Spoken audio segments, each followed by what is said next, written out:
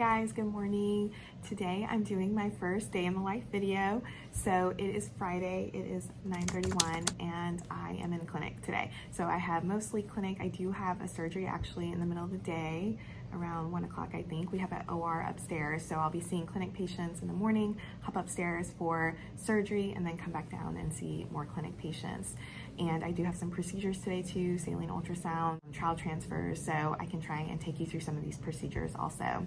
And I do have a few new patients and some follow-ups from the new patients, what we call lab reviews. So I thought I'd take you through what we usually do with a new patient visit. So nowadays we're doing a lot of telemedicine, so I'll see the new patients often on secure video.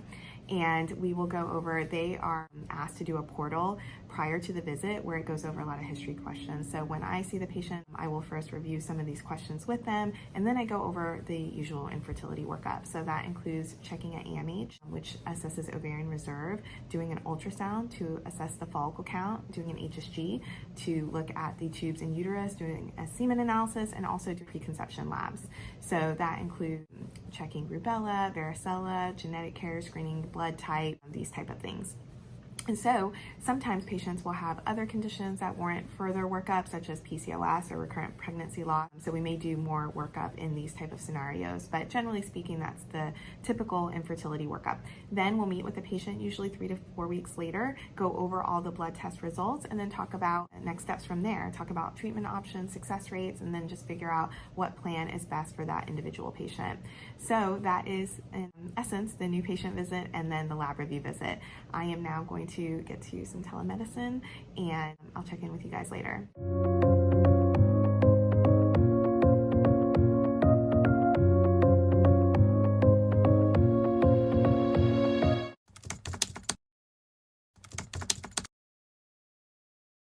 Okay, just finished the telemedicine, now about to do a saline ultrasound. This is the bed where the patient will lie. This is the ultrasound machine, it's a transvaginal probe. This is the setup for the saline ultrasound. So you can see speculum right there. These swabs, we have some swabs with betadine, so we'll put a speculum in, we'll swab the cervix with betadine just to prep the cervix, and then we'll introduce this catheter in, and once that is in, we'll attach some saline to the catheter and we'll inject water through that catheter when it's inside the uterus.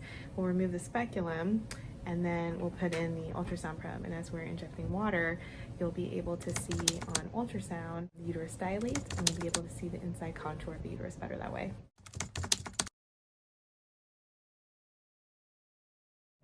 Okay, so I just finished the hysteroscopy, so I thought I'd go over how that procedure goes. So first the patient will go into the operating room, they will undergo anesthesia. Once they're under anesthesia, I will do an exam and feel essentially the direction of their uterus. This will help with later direction of the instruments. Then I will go scrub in, the OR staff will prep and drape the patient. I'll come back in, we will do a timeout. We always identify the patient, date of birth, the procedure that we're doing, and then we proceed. So then once the patient is prepped and draped and ready, I will put a speculum in and I will put a little grasping device on the cervix called a tenaculum. This will help stabilize the cervix so that when we introduce our instruments, we have a little bit more traction and ability to introduce those devices.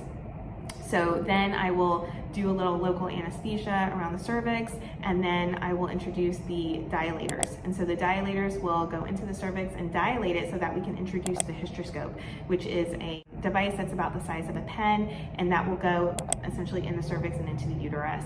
And then we'll be able, it's attached to a camera, so we'll be able to look inside in the uterus and see if there are any abnormalities like polyps, fibroid septums.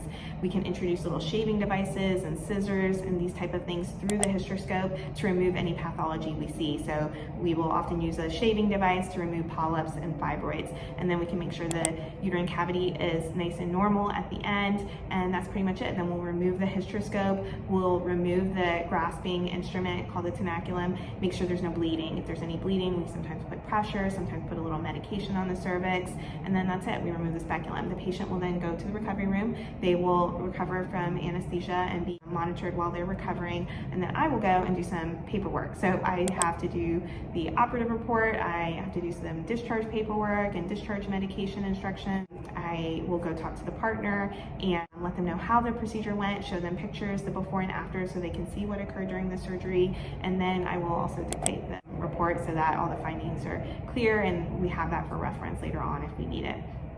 So that's essentially how the procedure goes. I'm now going to hop back into clinic. I still have some telemedicine patients to see and an OB patient to see, and that's it. And I'm going until 5 today, so it's actually a long day, but it's Friday, so that's okay. So I'm gonna head back to clinic and I'll see you in a little bit.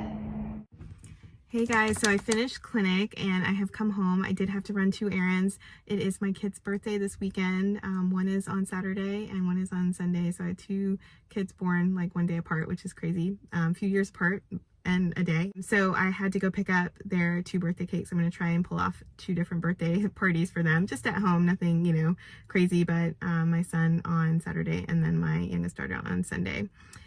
And I also went to pick up dinner. We try and do like a date night takeout Friday night dinner for me and my husband. So BB Tex Orleans is where we are currently getting our Friday night date night takeout. So I'm looking forward to that. So hopefully we'll have a nice dinner, see the kids. Then I will put the kids to bed and I have a lot of prep to do. I had planned 2 birthday garlands and I have to wrap and get all their presents ready. So I have a lot to do tonight, but it's okay. That's the kind of day in the life. So if you like this video, if you want to see more of this type of video, please give the video a like. Let me know in the comments below if there's specific things you want to see in the day of the life. Let me know. I'll do my best. Or certain things, you know, that are going to be difficult to show, but I will do my best. And that's it. See you in the next video.